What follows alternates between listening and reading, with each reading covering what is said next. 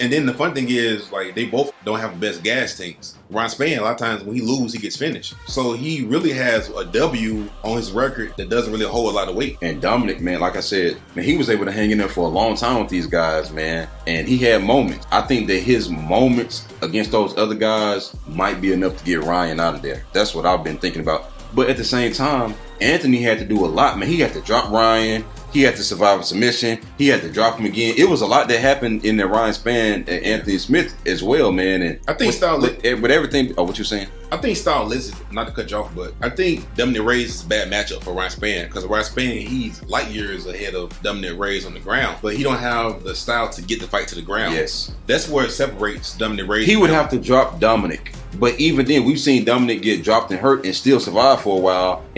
But that's what concerns me because it gets interesting because Ryan, then he would have to hurt Dominick and follow him to the ground. I think he can submit him, but Dominick has been athletic enough to not be controlled on the ground by really anybody. Yeah, but on the ground against Ryan Spann, that's a big, strong guy. But then again, he's not Vulcan. He's not Ulanbekov. And he go for more submissions than a lot of these bigger guys. Like, if he gets you on the ground, that's a kind of like a different thing. It ain't lay and pray. It's like he's going for submission. Man, even with everything being said, It's one last thing I gotta say about Dominick Reyes. I hate to say this, man, but he has that Brian Ortega type of mental thing going on. I don't know what it is, where like he can take a lot of damage. Dominick Reyes can take a whole lot of damage, but he has this thing where like when he gets hurt, he's not the same. So he could take a lot of damage, but like it's almost like his meter has been drained every time he gets hit because the chances of him coming back is real slim. You know what I mean? And like even, I know Brian Ortega not the best example because he can come back and win. But you know, when he took out the damage from Max, there was no way he's gonna come back and win. Oh, that was over. And he was kind of like the more damage he was taking against Max, the less chance he was gonna win. And Dominick Reyes had that same thing where he's taking damage, but the more he's getting hit, see if Ryan Spann can just land and keep hurting them, yes, it increases the chances of him winning. Because Dominick Reyes is not gonna come back. But I think that Ryan is gonna be very concerned about the hands because Dominick can still knock something out. And at the very least, his power, even if it don't knock out Ryan, I can see him hurting Ryan and Ryan starting to make bad decisions. Because that's how Ryan loses. If he get hurt, he start making bad decisions. That's why this fight is kind of like a toss-up for me. It's hard to make a decision, but I gotta pick Ryan just because if he can stick to a game plan, I can see him jabbing Dominick Reyes, just frustrating him for 3 rounds. Man, Ryan Spann, he won a split decision against Sam Alvey. I don't think he won the fight. You remember in the 3rd round he got hurt? Yeah, but Sam can't sleep something though. Like, he only got one way to win. Yeah. If Ryan Spann can put together a game plan, this is easy. I think the UFC is waiting for Ryan Spann to show them that they can really market him more. And I think that's what the Anthony Smith fight was for. Anthony was supposed to be gatekeeping. Yeah. You know that, right? Yeah. That was a gatekeep fight. That was a can you cross over fight and be in the elite. It was kind of like a Jamal Hill and Thiago Santos. Like, okay, can you beat somebody who's been up here before? Now, what are you saying? I was gonna say I disagree with that, man. Like, I don't think Anthony is a gatekeeper because he fought for the belt before. Neil Magny would never fight for the belt. There's different levels of gatekeeping. Unless it's the gatekeeper championship. No, there's different levels of gatekeeping because you got people who are gatekeeping for the top 10. You got people who are gatekeeping for the top 5. You got people who gatekeeping for the top 3. Max is a gatekeeper for the top 3. Piotr Jan is a gatekeeper for the top 3. There's levels to this now. And it depends on whatever level you can get to where you can't really get past. Like Anthony fought for the belt and he hovers around that number 5, number 6 spot. And he can beat pretty much anybody who ain't in the top 5. But then he gets to the top 5 and he might win some, he might lose some. Yeah. And it kind of keeps him hovering there. And Ryan Spann, that fight was supposed to see if he can get past it. And he couldn't. I don't think it would have been that bad, but he got folded real bad in 1 round, man. And the way it happened with the get dropped, he actually had Anthony in some trouble on the ground. Anthony got out of it. And then once he realized he couldn't take Anthony down and he couldn't do nothing on the feet, he just started swinging wild, looking for a 1-punch knockout. And I'm thinking, man, Dominick would have cracked you. Dominick got a straight left hand with a lot of power on it.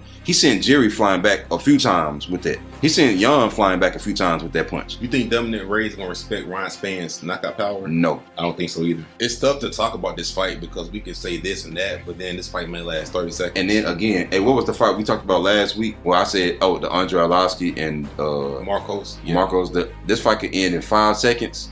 Or this fight could go a 3-round, whatever, split majority draw. I think if the best Dominick Reyes and the best Ryan Spann show up, I think Dominick Reyes going to win.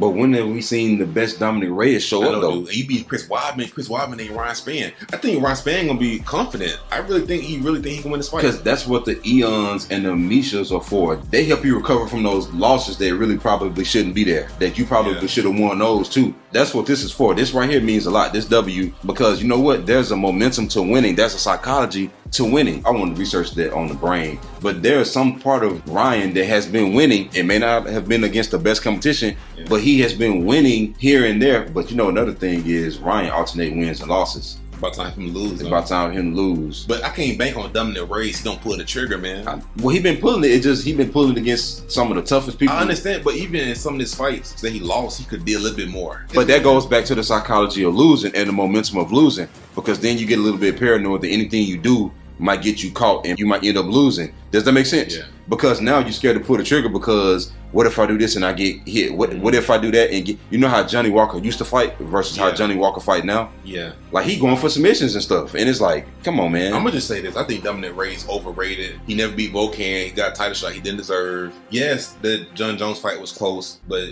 still, like... It's over. He never gotta really... move past his toughest win he really had was Chris Weidman. Who he beat before Chris Weidman? Volkan. No, before Volkan. I don't think he beat Volkan.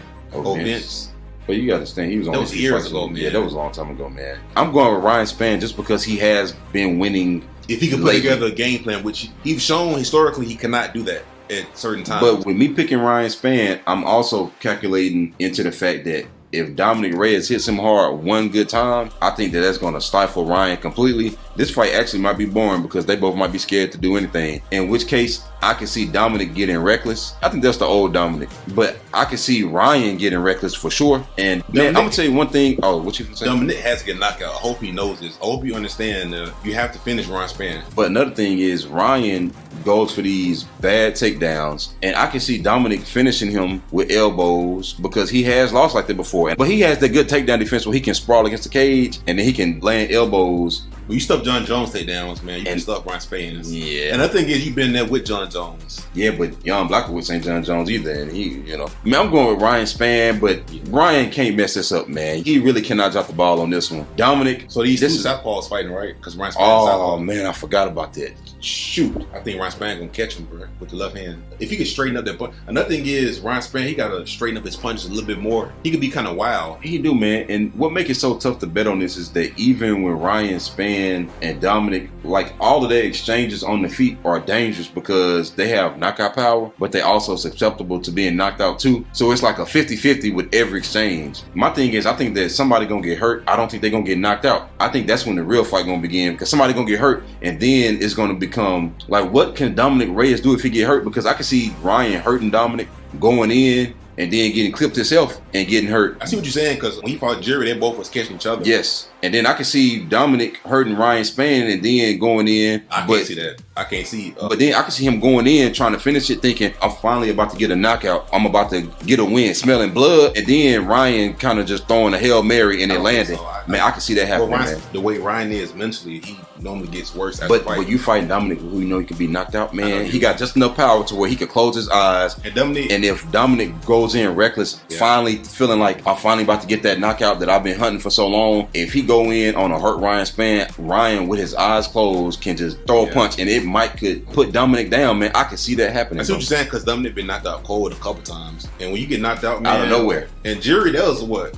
Knockout of the year almost. That was brutal. So it's like, man, how can you shake back from that mentally? Because Ryan Spann never been knocked out like that. He's been TKO'd a couple times. He got out of there before that could happen. But that's the issue though. Like, what if you look for a way out against Dominick Reyes? I know, that's the thing. That's what make it like, I can't, it's hard for me to bet on you when I've seen you look for ways out. I think the deciding factor is Dominick Reyes' footwork, because Ryan Spann struggled because anybody who moved decently, he kind of gets frustrated and then he'll start shooting and it's like, oh man, I think Dominick Reyes, his footwork and him moving around is enough to beat Ryan. I won't be surprised if Dominick Reyes just fight a conservative, safe fight, man, and just... I don't know if he got that in him, man. I ain't never seen that. And even when he did try to do that, the other person just turned it on. Yeah. So I'm gonna pick Ron Spann just because he has been winning, but man, I wouldn't be surprised in nothing this fight. Yeah, I'm gonna go with Dominick Reyes, man. He fought for the belt. And this ain't the first fight to be fighting after a knockout loss, man. That's the only thing, but it ain't nobody else for him to fight, man. At this point, as far as, you know, I think they got Misha and Kudalaba out of there. I want to say Misha is cut. They cut a few people last week, remember? Yeah. One of these two guys ain't there. Some of the Sam Alveys, the guys they was giving people just to get a win under your belt. It ain't nobody else for Dominic to really fight who probably can't sleep him. You going with Ron Spann, I'm gonna go with Dominick Reyes.